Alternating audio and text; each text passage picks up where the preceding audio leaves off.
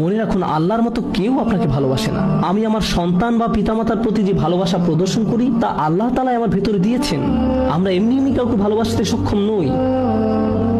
ভালোবাসা আল্লাহর পক্ষ থেকে একটি উপহার। যদি আল্লাহর দুইটি সৃষ্টির মাঝে ভালোবাসা এত দৃঢ় হয়, আমাদের পক্ষে কল্পনাও করা সম্ভব নয় যে আমাদের জন্য আল্লাহর ভালোবাসা কত প্রগাঢ়, যে আমাদের জন্য আল্লাহর ভালোবাসা কত গভীর। কেউ এর বিপরীত বললে তার কথায় কান দিবেন না।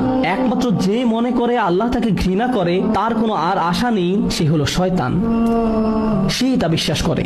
তার ক্ষমা চাওয়ার কোনো কারণ নেই, কারণ তার সকল আশা হারিয়ে গেছে আর সে নিজের সম্পর্কে এটা মেনে নিয়েছে। এখন আপনি যদি নিজের সম্পর্কে এরকম মনে করেন, তাহলে কার পথ আপনি অনুসরণ করছেন? একবার চিন্তা করে দেখুন।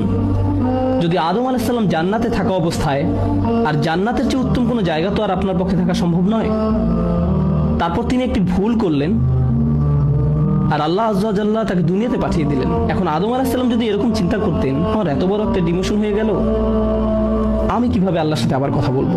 আমি তাকে এত হতাশ করার পর কিভাবে কথা বলবো? কিন্তু আল্লাহ তাকে শিখিয়ে দিলেন কি করতে হবে, কিভাবে তার অন্তর আবার ঠিক করতে হবে। রব্বানা যালামনা আনফুসানা ওয়া ইল্লাম তাগফির লানা ওয়া তারহামনা লানাকুনান্না মিনাল খাসিরিন। জান্নাতের তুলনায় দুনিয়া তো কিছুই না। তিনি জান্নাত থেকে দুনিয়ায় এলেন, এত দূর নেমে আসা সত্ত্বেও এখনো তিনি আল্লাহর নিকটেই আছেন। এই শব্দগুলোই আল্লাহর সাথে তার সম্পর্ক আবার জুড়ে দিল।